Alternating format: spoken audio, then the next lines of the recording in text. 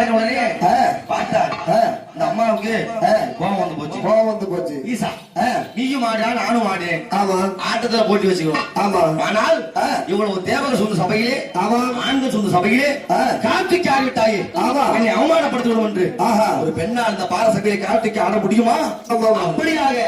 நானும் அமைச்சர் என்று சொல்லக்கூடிய பரதநாட்டிய அடிந்து வந்து ஆடுகின்றேன் சிவபெருமானே என்று தாயார் கீழே இறங்கி ஓட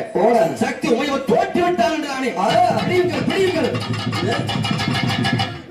அனைவரும் சிவபெருமானுக்கு